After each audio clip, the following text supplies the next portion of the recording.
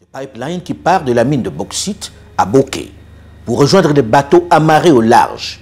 Dans ces tubes, on met toute la bauxite extraite de la mine.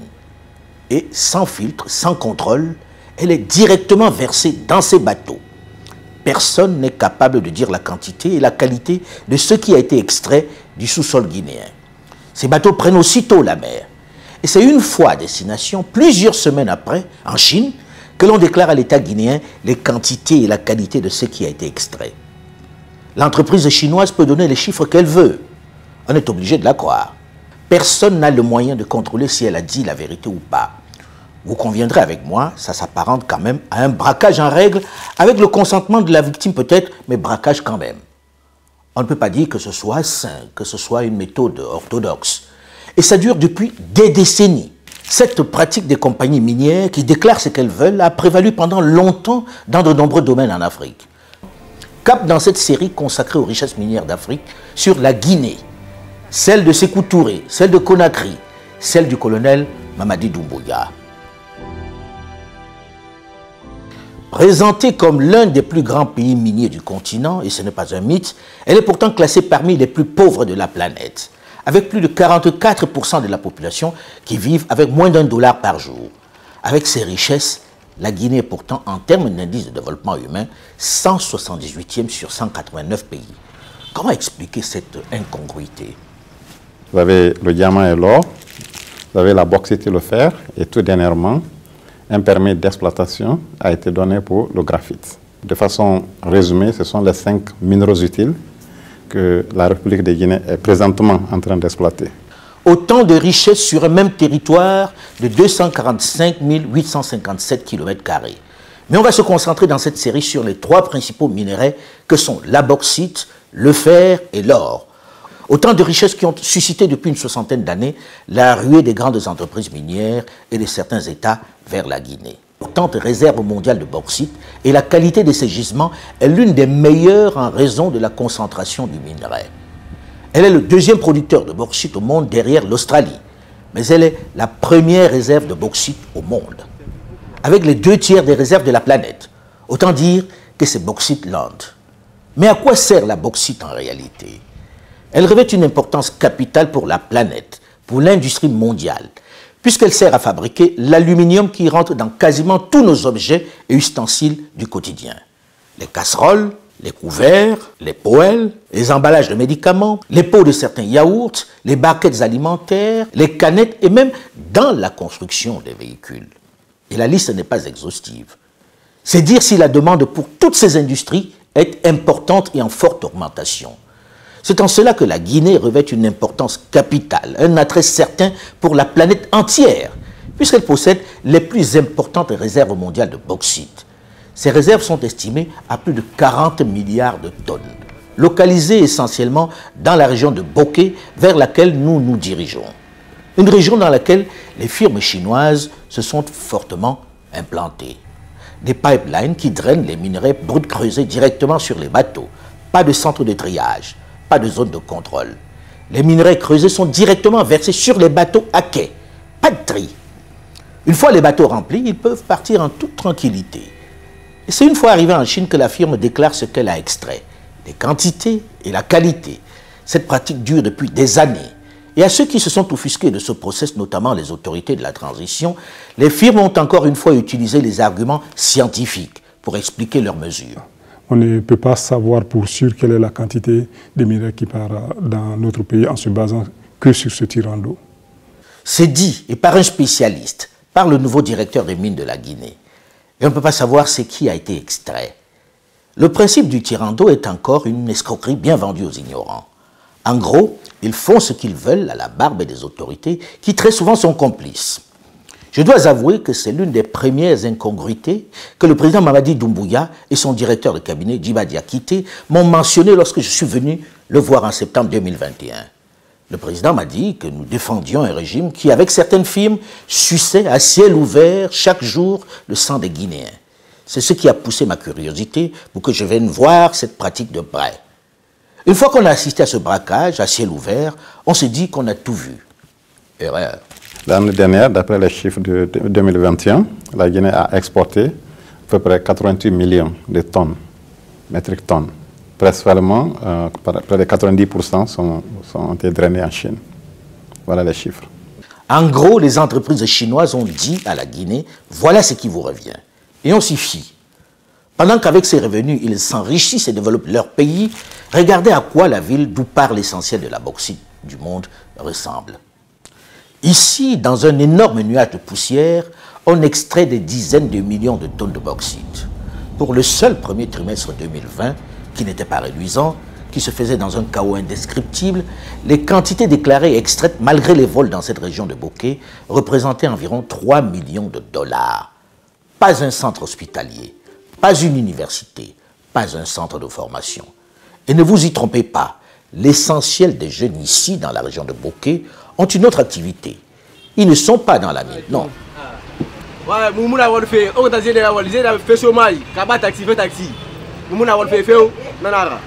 Nous, on ne travaille pas, on est là. Plusieurs jeunes, plus de 100 et 1000 et quelques jeunes qui sont là fait taxi-motard pour se débrouiller. À 2 pas de ce marché de Bokeh, l'une des mines les plus modernes du pays, j'allais dire de la région.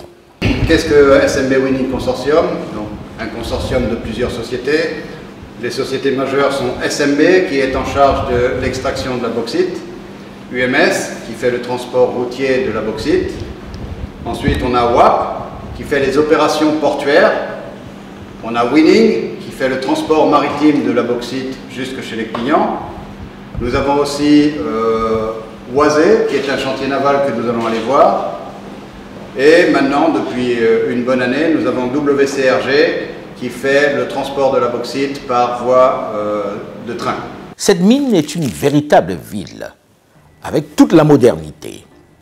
Son aérodrome privé, ses trains, son chemin de fer très privé, ses nombreux camions de transport qui traversent dans un nuage de poussière la ville de Bokeh à longueur de journée, son chantier naval qui entretient en plus de ses propres navires d'autres bateaux dans la sous-région, son port d'où elle embarque directement sa production de bauxite. Et ici aussi, on utilise les mêmes techniques pour déclarer ce que l'on a extrait du sous-sol. On met tout directement dans le bateau. C'est une fois en Chine qu'ils annonceront ce qu'ils ont extrait. Il y a l'absence notoire du pouvoir au niveau de ces compagnies. On doit être investi des moyens. Et quand on laisse les compagnies à elles-mêmes, elles font ce qu'elles veulent, elles font du n'importe quoi. Elles maximisent le profit sans contrainte. Pour moi, il s'agit d'une notion bien connue en règle mathématique, en règle de business. Il faut de l'optimisation sous contrainte. Et les contraintes viennent de l'État. Que les sociétés optimisent leurs profits, c'est normal. Que l'État aussi met des contraintes, c'est aussi normal. C'est seulement en mettant ces deux choses l'une en face de l'autre qu'on arrive à avoir un bien-être social, un bien-être collectif. C'est vrai que ces entreprises ont fait ce qu'elles veulent sur le terrain pendant toutes ces années. Ici, en apparence, tout va très bien. On a même intégré les Guinéens qui occupent quelques fonctions importantes. Les engins sont également conduits par des chauffeurs guinéens. Tout a l'air parfait. Les employés sur place s'abstiennent de dire ce qu'ils pensent. Ils n'osent pas dénoncer ouvertement une chose dont ils parlent tous en cachette, le droit du travail. Ils ne veulent pas risquer de perdre leur emploi. Mais à moins de 3 km de là, les anciens ouvriers sont plus généreux en confidence. SMB Transport Wapo Winning d'Apilo. Mais allez là, on est en chantour. Depuis qu'on est parti là-bas, quand même, il n'y a pas une condition de vie, ni aussi les salaires. Et en condition de vie, quand tu tombes malade, tu restes à la maison, même si c'est 2 jours, quand tu pars, on ne paye pas. Même si tu es parti là-bas pour rembourser ton argent, et aussi c'est difficile de gagner ça. Nous, avec les superviseurs qui on travaille, tout ça là, quand même, le travail de mine, là où on travaille, quand même, c'est difficile. C'est difficile.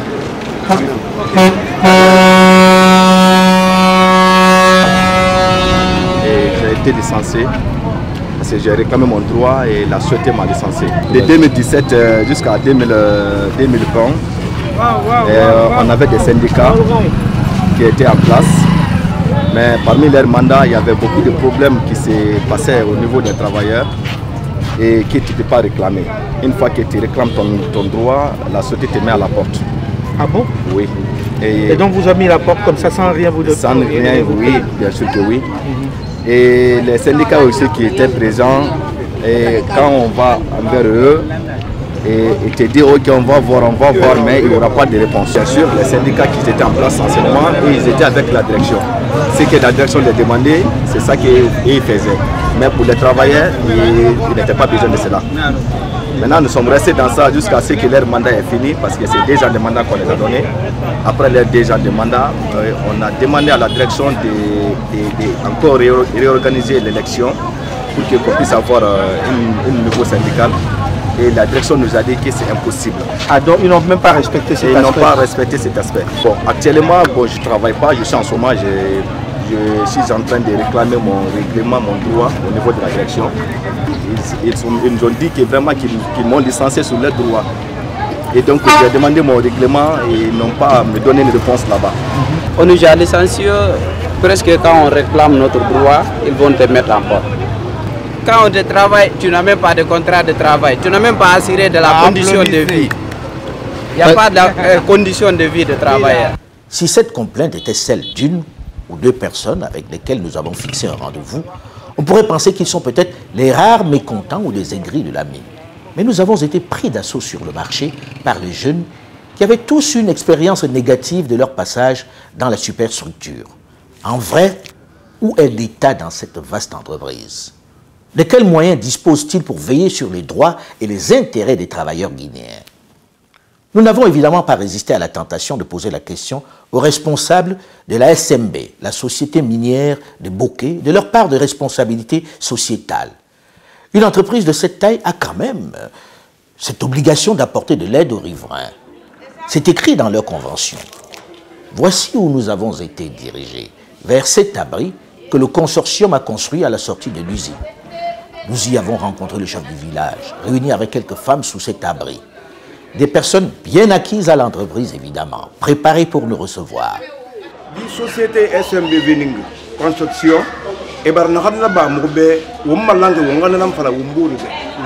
donc, à signer l'anglais, école film, 3 classes. Après un dé, et par qui a la flamme, qui a un sac de faire rapport. À Sarayende, et par Angarti, Marseille. Évidemment, le chef a été préparé pour tresser une couronne au consortium. Vous conviendrez avec moi qu'un abri, un puits et quelques salles de classe, ça fait un peu léger au regard de la taille et des profits que réalise cet immense consortium à qui beaucoup de griefs sont faits depuis des années par les riverains. Le rail, ça pas chez ça, nous on est là, on ne travaille pas. Le poussière, ça nous fatigue. On ne travaille rien. Nous, on ne travaille pas. Il n'y a pas de salaire, il n'y a pas de ni rien. Nous ici, nous la population, on n'a rien. Il n'y a pas l'eau, on n'a pas courant, on n'a pas route. Il y a même on a faim. Il n'y a aucun traitement qui est bon. Actuellement ici, la pollution, même si tu arrives à accrocher tes habits dans la nuit, d'ici le matin, tu verras que tous tes habits là sont devenus rouges. Les acajou, les manguiers, ça ne donne plus les fruits que ça doit donner. C'est vrai qu'ici, avec la fréquence des camions et l'absence des routes, l'on vit dans un épais nuage de poussière. C'est impensable, c'est inacceptable que l'un des pays les plus riches de la planète, étant la puissance mondiale, les 2 tiers des réserves bauxitiques qui se trouvent ici, et qu'on tire de toutes ces richesses-là d'une préfecture comme Boké, et que moi, c'est là où j'ai passé 7 ans, et que je viens maintenant en tant que ministre de la République, et qu'on n'ait pas de route, que les goudrons qu'on a laissés, avant ma naissance, que ce sont ces goudrons-là que les miniers ont détruits, et que les populations riveraines n'ont pas les moyens de manger 3 fois par jour. Et ça, mais la faute à qui? La faute est à la fois aux gouvernants, mais aussi aux opérateurs miniers. Le cas de Boké, près de 2 milliards de dollars par an. Et que la préfecture de Boké n'a ni courant, ni eau. Et les goudrons qu'on a trouvés avant l'essor dans le domaine bauxitique, ces goudrons-là, on les a détruits. Et personne n'est en train de prendre une décision pour revenir à ces populations-là. Voilà, je vous donne l'eau potable gratuitement, je vous donne le courant, je vous donne la route. Donc, de ce côté, c'est de la responsabilité. Mais c'est surtout de la responsabilité des gouvernants. Sans blâmer individuellement personne. Mais ce que le chef de l'État a fait ici prouve que tout autre président antérieur, toute autre équipe gouvernementale était aussi capable de le faire. Voilà ce qu'on a fait en 3 mois. Les arbres ne poussent plus comme ça devait. ça pousse même les tôles à vieillir. Hein? Si par exemple la durée est tellement longue, ça devient très court. Donc la poussière impacte tout le monde. C'est la raison pour laquelle tout enfant né d'ici, grandit ici, à la sinusite. Ça c'est naturel. Ah bon? Tout enfant né d'ici et grandit ici, à la sinusite, dit à la poussière. Parce que nous nous sommes déjà habitués. Avec cette maladie, on grandit. C'est ça la triste réalité. Le mois passé, nous avons dépêché une équipe du ministère des Mines dans toutes les sociétés minières à travers le pays. Les communautés riveraines n'ont qu'un seul message. Nous voulons du travail pour nos enfants. C'est aussi simple que ça. Encore une fois, le code minier et aussi les différentes conventions de base consacrent la même réalité. Chaque entreprise minière est obligée de construire un centre de formation professionnelle dans les localités où elles opèrent. Ça, c'est le code minier de la République de Guinée qui le dit. Encore une fois, il faut que le chef de l'État commence à le faire. À la vérité, les firmes qui exploitent la bauxite ici n'ont pas vocation à s'occuper des populations riveraines, même si les conventions prévoient ce volet. Elles n'ont jamais été respectées. Et l'État aussi avait ses obligations vis-à-vis d'elles. Figurez-vous, et c'est là où les politiques sont encore coupables de corruption et d'abandon des leurs, il existe bien un fonds pour venir en aide aux populations, pour développer les activités dans cette région riveraine des mines. Le fonds FODEL. Mais dans la réalité, elle a été soigneusement et au fil des ans carottée, détournée par les politiques. Parmi eux, au passage, certains et pas des moindres qui crient aujourd'hui très fort au retour rapide de l'ordre constitutionnel. Question de se remettre à table. C'est à cela que s'est attaqué le colonel Mamadi Doumbouya. La loi guinéenne, le code minier encore, consacre que chaque entreprise minière ouvre un compte qu'on appelle Fonds de développement local FODEL. Ces fonds-là ont toujours renfloué ces caisses de ces communautés riveraines. Ces fonds-là devraient être utilisés par les différents régimes. Mais vous dites bien devrait. Pour l'instant, on a le sentiment que ça n'a pas été utilisé pour les populations. C'est la raison pour laquelle, dès le 5 septembre, le chef de l'État, quand il est venu, il a gelé tous ces comptes de FODEL. S'il ne l'avait pas fait, nous ne serions pas là où nous sommes aujourd'hui. Dieu merci qu'avec ce gel-là, tous ces comptes FODEL-là sont assis en bonne santé à la Banque centrale de la République de Guinée. Maintenant, le ministère des Mines et le ministère de l'administration du territoire vont travailler avec chacune de ces communautés-là pour les aider à monter les projets prioritaires de développement. Donc, malheureusement, ce qui est fait par le chef de l'État maintenant, là, devrait être fait des années avant. Mais nous venons de commencer. Il faut renverser la tendance de 63 ans en 9 mois et maintenant en 36 mois. Il est à noter que depuis leur arrivée aux affaires, les militaires qui ont pris le pouvoir en Guinée le 5 septembre 2021 ont tout de suite mis le secteur des mines dans leur viseur. Il faut l'assainir. Force est de constater que des attentes ne sont pas comblées du côté de nos populations. Et le gouvernement en est conscient. Cela ne peut pas continuer. Une chose est de dénoncer ce que les grandes puissances et les firmes internationales ont fait dans nos pays. Une autre est d'évoquer la part de responsabilité de nos dirigeants et cadres, de nos politiques qui sont trop souvent complices coupables de ces pillages. Dans l'histoire de la bauxite de Guinée, tout ne peut pas s'expliquer que par l'ignorance des aînés qui ont signé des conventions dont ils ne mesuraient pas toujours la portée, des contrats qu'ils ne comprenaient pas toujours. Les plus gros rapts ont souvent été réalisés avec le concours des intellectuels. Ce n'est pas plaisant à entendre pour les politiques, mais pendant ces 60 dernières années, après l'ignorance du début, les gouvernants qui se sont succédés n'ont pas brillé par leur gestion des immenses richesses de la Guinée. Et beaucoup de cadres et de politiciens sont les premiers responsables de ce pillage. Ils ont contribué à voler les richesses de ce pays. Pour ce qui concerne les ressources humaines qui ont fait de bonnes formations, la Guinée pullule de cadres. J'ai des amis qui ont fait MIT aux États-Unis, j'ai des amis qui ont étudié en Suisse. Ils ont vu des modèles qui marchent ailleurs.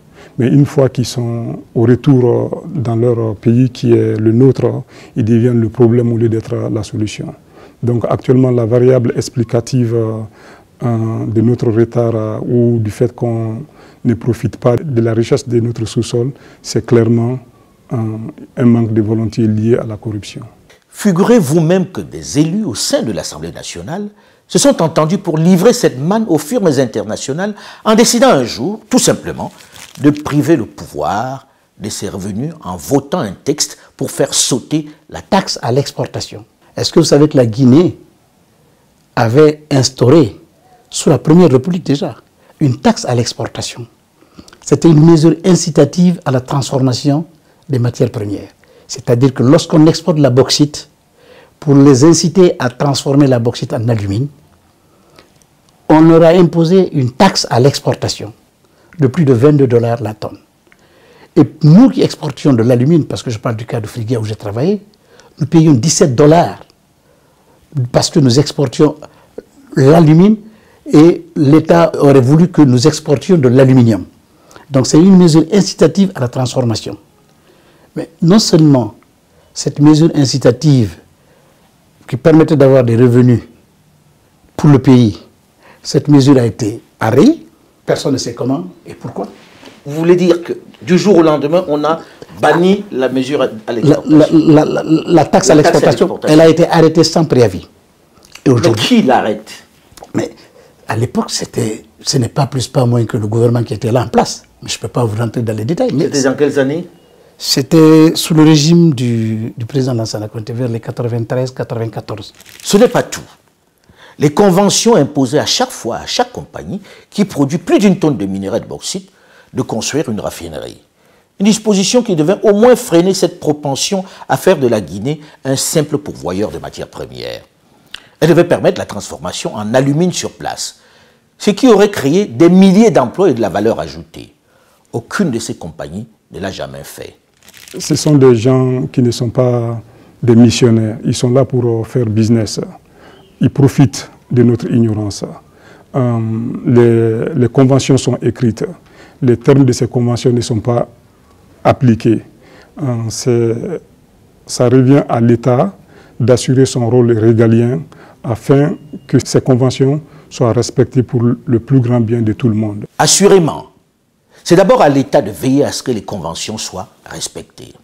Les opérateurs miniers, en venant en Guinée, en signant leur convention de base, en négociant avec l'État de leur faire tous ces cadeaux-là, les listes minières. Vous savez que toutes les sociétés minières importent gratuitement tout ce qui entre dans leurs opérations, dans leur production ici, sans payer de taxes. Et c'est une saignée financière pour la République de Guinée. Nous le reconnaissons. Je sais combien ça coûte à l'État guinéen. Mais le président de la République demande de faire appliquer les lois. Alors, malgré tout, ces sociétés minières-là sont venues pour négocier avec les différents régimes pour leur promettre que nous allons faire des raffineries de telle période à telle période et de telle capacité, ensuite allant à cette capacité, connaissant la situation économique et énergétique de notre pays. Alors là, c'est une promesse qu'elles ont prise elles-mêmes de façon volontaire. Et à cause de ça, l'État a fait beaucoup de concessions, en acceptant de perdre beaucoup en matière de revenus. À la question de la transformation sur place, nous avons beaucoup écouté l'argument des miniers, petits comme grands, selon lequel le pays n'a pas assez d'énergie pour alimenter, pour faire fonctionner des raffineries. C'est vrai. Mais la clause de la construction des raffineries, il l'avait signée en connaissance de cause. Elle était dans les conventions et les différentes compagnies et consortiums signataires de ces contrats en avaient conscience. C'est un argument qui ne tient pas la route. Lorsque l'on veut réellement investir dans l'alumine, on sait que ça va avec l'énergie. Dans le business plan, on intègre l'énergie. Lorsque vous voulez acheter un véhicule, vous savez très bien que vous n'allez pas acheter un véhicule qui n'a pas de volant ou qui n'a pas de pneus. Ça fait partie. On a un élément, un exemple de base qui est Friguia. Friguia exploitait de la bauxite comme les autres compagnies bauxitiques, mais Friguia transformait sa bauxite en alumine. Ils avaient les mêmes problèmes énergétiques. Pire, il y a 50 ans que cela se faisait. Aujourd'hui, on a construit 2 barrages. La disponibilité en énergie est beaucoup plus grande aujourd'hui qu'elle ne l'était il y a 50 ans quand on construisait Friguia. Dans les 6 mois, 9 mois qui viennent, la République de Guinée, la zone de Bokeh, qui va englober 99% des raffineries, va avoir la quantité d'énergie suffisante pour toutes les raffineries dans notre pays. Et en plus de ça, les Américains sont sur le point de venir dans les semaines qui suivent pour avoir une usine de gaz liquéfié qui sera implantée ici, sur le territoire national, dans la région de Bokeh, de Kamsar là-bas, et qui va ravitailler toutes les entreprises minières qui sont intéressées dans la transformation de la bauxite en dans le mine. Donc l'aspect énergétique... À un coût qui serait raisonnable? À un coût qui serait plus raisonnable, on le sait, parce que l'énergie, le coût de l'énergie représente l'ossature de la structure des coûts d'une raffinerie. Ça, nous le connaissons. Mais aussi, il y a aussi des raffineries en bloc, c'est-à-dire des raffineries prêtes à utilisation qui viennent avec leur énergie incorporée. Désormais, leur transformation sur place devient incontournable. C'est un impératif et sans délai. Plusieurs conventions mentionnent le raffinage sur place. Ces engagements sont lettres mortes aujourd'hui. En réalité, lorsque l'on visite le secteur de la bauxite en Guinée, on mesure le côté filou, le côté un peu voyou de nombreuses compagnies, mais également la propension de certains dirigeants, certains responsables à la corruption, au profit personnel. Ils ignorent superbement l'intérêt de leur pays et leurs administrés. Tenez par exemple, lorsque vous avez 3 compagnies étrangères qui débarquent et qui, dans la convention, proposent de construire, chacun dans son contrat, un réseau de chemin de fer, des kilomètres de route sur le même parcours, et ils promettent chacun qu'ils reviendront plus tard à la Guinée, je suis surpris. Et je refuse de faire insulte à l'intelligence des Guinéens qui ont négocié et signé ces contrats pour penser qu'ils n'ont pas vu qu'il y avait des doublons et des non-sens, que pour eux c'était logique, que ça leur a échappé qu'il y avait des choses absurdes dans ces conventions qui se superposent. Je refuse de croire qu'il n'est pas pensé à mutualiser ce projet pour les rendre cohérents, avec un seul chemin de fer transguinéen, pas des hypothétiques bouts de chemin de fer sans aucune cohérence. De combien de réseaux de chemin de fer la Guinée a besoin? S'ils ne l'ont pas fait exprès, alors ils devraient se taire. Ils devraient se faire plus discrets et surtout se garder de critiquer les militaires parce qu'eux au moins ont tout de suite vu l'incohérence. Ils s'y sont attaqués d'entrée. Il ne s'agit pas de remettre en cause les engagements pris par la Guinée, mais il s'agit de faire en sorte qu'aucune des parties prenantes aux différentes conventions ne soit fondamentalement défavorisée dans la répartition des revenus issus de l'exploitation de nos ressources naturelles. En réalité, le secteur de la bauxite est bourré de conventions, de contrats absurdes. Et ce qui est remarquable, c'est que le CRND, le groupe des militaires qui est arrivé au pouvoir en renversant le professeur Alpha Condé, sans expertise, n'a même pas touché aux conventions. Ils ont juste décidé de mettre un terme à ce pillage. Une centaine de permis ont été retirés, c'est-à-dire près du tiers des permis donnés. Depuis le 5 septembre, le chef de l'État est venu, il a dit qu'il faut mettre un gel. On n'octroie pas de permis minier. La situation est tellement corrompue, il faudrait tirer au clair la situation des titres et permis miniers. Alors au Conseil des ministres, il m'a instruit, le ministre des Mines, de ne plus octroyer de permis jusqu'à l'assainissement complet du cadastre minier. C'est ce qui fut fait. Donc depuis ces 8 derniers mois, nous sommes en train de voir au cas par cas tous les permis dormants, tous les permis qui sont restés inactifs, ou tous les permis dont les obligations contractuelles en matière de volume de travail à accomplir, en matière de volume d'investissement à faire, en matière des taxes superficielles, en matière des droits fixes à payer à la République de Guinée. Dans chacun de ces cas, nous avons répertorié et nous leur avons adressé, selon les provisions du code minier, des lettres de mise en demeure de 30 jours pour se mettre en rapport. Dans tous les cas, pour une soixantaine de sociétés minières où les gens n'ont pas essayé de se mettre en conformité avec leurs obligations contractuelles avec la Guinée, ces permis-là ont été retirés et le compte rendu a été fait au chef de l'État. Vous et nous ne pouvons plus continuer à ce jeu de dupes qui perpétue une grande inégalité dans nos relations. Il faut la corriger et c'est maintenant. Je vous invite à cette démarche qui devient un impératif catégorique et non négociable. Et ce, avant la fin du mois de mai.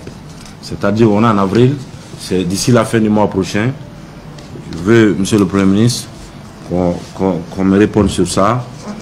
Je vous demande de revenir auprès du ministre des Mines et de la Géologie avec des propositions, un projet, un chronogramme précis de construction de raffineries d'alumine en République de Guinée. Quand il est venu au pouvoir, il a déclaré solennellement que toutes les conventions de base, tous les contrats, tous les protocoles restent inchangés. Donc nous ne changeons pas la loi. L'État, la Guinée, est une continuité. Et pourtant, en mettant juste la pression pour que les conventions soient respectées, le changement dans les caisses du Trésor public a été fulgurant. Les recettes de l'État ont en quelques mois fait un bond extraordinaire. Pendant les 90 premiers jours de 2022, les recettes minières ont été à hauteur de 11 000 milliards 900 millions de nos francs, donc représentant plus que les recettes prévisionnelles annuelles que les douanes font rentrer dans les caisses de l'État. En 3 mois, les 3 premiers mois de l'année, on a mobilisé près de 12 000 milliards qui sont dans nos caisses, avec la Sogipame. Comment on est arrivé là? Des simples décisions. Le chef de l'État a demandé que le code minier donne à la Guinée le droit, en son article 138.3, le droit à la commercialisation de la part de la bauxite qui lui revient. C'est tout ce qu'on a exercé. Expliquez-nous ça, ça veut dire quoi? Ça veut dire que l'État guinéen, le code minier qui le consacre 15% de la part dans ces sociétés-là, normalement. D'accord? Donc, si une société minière exploite 10 millions de tonnes, ça veut dire que la Guinée a 1 500 000 tonnes. Et le code minier donne la latitude à la République de Guinée de commercialiser ça au prix qu'il négocie avec l'étranger. Voilà tout ce droit de commercialisation que le chef de l'État a instruit le ministre des Mines, immédiatement, la même semaine, de faire connaître à ces sociétés minières-là que nous exerçons nos droits. Et voilà tout ce qu'on a fait. Ceci, c'est du concret. En réalité, ce tableau illustre bien les effets justes du respect des conventions sur les miniers par la pression des nouvelles autorités. Fin juin 2021, on est à 40 milliards de francs guinéens de chiffre d'affaires de la société minière de l'État, la Sogipame. Le CRND n'est pas encore là, il n'est pas encore au pouvoir. Il n'y arrivera qu'en septembre, 3 mois plus tard. Fin juin 2022, on passe à 75 milliards, c'est-à-dire presque le double de l'année précédente. Si on le convertit en demande prioritaire, cela fait au moins une dizaine d'hôpitaux ou des centaines d'écoles à travers le pays qui manquent cruellement de ressources humaines qualifiées. Ceci pour la seule bauxite. Et sans revoir les conventions qui devraient logiquement faire l'objet de quelques révisions. Il faut reconnaître que le président de la transition, le colonel Mamadi Doumbouya, a dans le même temps frappé fort. Il a fait ce que beaucoup n'auraient pas osé faire, le gel de l'octroi des contrats. Un engagement ou une obligation non tenue est une cause de nullité de la Convention. On a retourné tous les permis là, qui étaient prêts pour la signature par l'ancien régime. La nouvelle commission a réexaminé et le mois passé, les 6 premiers permis d'exploitation qui devraient être approuvés, la Commission nationale des mines a rejeté 4 et elle a approuvé 2. Une seule société qui a été approuvée par la Commission nationale des mines. Et là, je suis très heureux de reporter ici que le 23 juin dernier, son Excellence, Monsieur le Président de la République, a signé son tout premier permis d'exploitation en République de Guinée. Donc, pour qui? C'est pour quelle entreprise? C'est la société Achapura. Achapura est aujourd'hui la seule société minière encore qui est capable ou qui est considérée être capable dans les 12 mois qui suivent de passer d'un projet, en phase de projet, à la phase de commercialisation. Le président Doumbouya a convoqué, de façon très polie mais très militaire, les patrons de mines, quelle que soit leur taille et leur origine. Eux qui étaient jusque-là les maîtres du pays, qui faisaient la loi, qui tenaient en otage le gouvernement et toute la population, et leur a donné un ultimatum sans ambiguïté. Le président de la République a convoqué les CEO des sociétés et leur a donné des ultimatums. Tout manquement au respect des délais de construction des raffineries se traduira par des pénalités requises. La transformation de la bauxite en alumine ne doit pas se limiter seulement à la mise en place des usines de raffinerie. Toutes les matières premières et produits rentrant dans la transformation doivent être produits sur place. C'est seulement à ce prix que nos ressources naturelles seront un levier de développement pour nos populations. Le gouvernement est conscient de la complexité d'un projet de construction de raffineries d'aluminium en Guinée. Cependant, le respect des conventions de base reste pour nous non négociable. C'est pour cela qu'un comité sera prochainement mis en place pour proposer aux compagnies minières qui se mettront ensemble pour la construction des raffineries en Guinée. La colère du président ne s'est pas limitée dans le domaine des mines à la bauxite. L'or, mais également le fer, dont la Guinée est encore l'un des plus grands réservoirs mondiaux, ont fait également l'objet de réelles révolutions. Dans ce domaine aussi, les autorités et les miniers ne se sont pas gênés pour piller la Guinée. Les scandales sont au moins aussi importants que dans la bauxite. On ne peut pas ne pas les mettre au grand jour. Nous sommes ici à 1636 mètres de hauteur, d'altitude, dans le Simandou. Et regardez, il suffit d'aller sur le bord de cette route pour voir du fer, du minerai de fer en haute teneur. Il n'a pas encore été travaillé. Et il est partout, partout. Quand vous vous déplacez, ce caillou sur la place, c'est du fer. Partout, il y a du fer.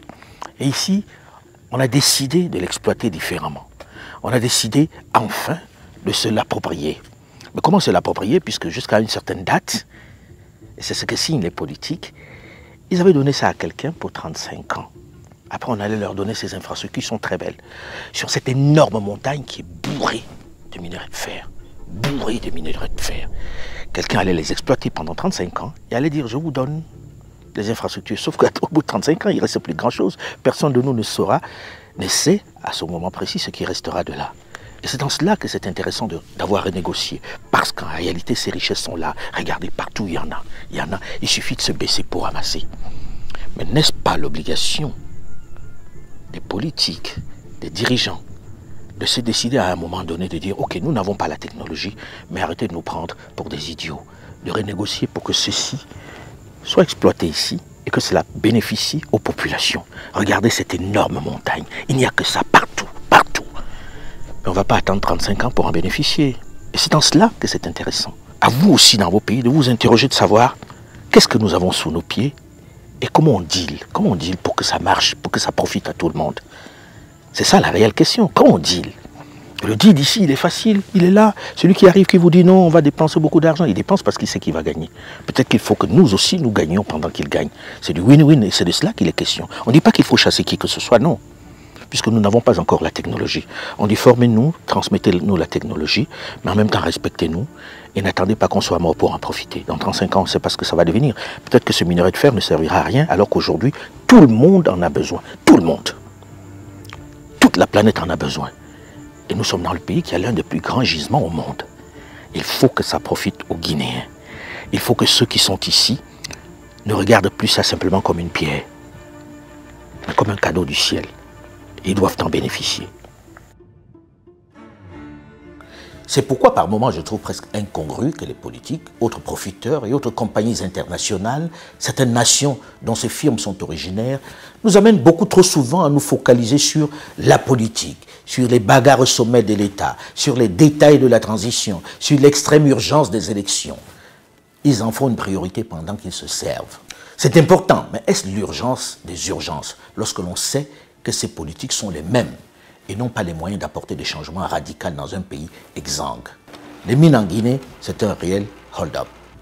Et même si les soubresauts politiques revêtent une réelle importance, il ne faut pas perdre de vue ce qui va réellement changer le visage de ce pays aux riches ressources qui bénéficient plutôt à un petit nombre. À très vite pour la suite. Mais en attendant, je serais heureux si vous mentionniez votre soutien en likant ce reportage. Et si vous vous abonnez à la chaîne, j'apprécierai encore plus. C'est un encouragement et le salaire de cet engagement pour notre continent. Cela me fait vraiment plaisir, votre soutien.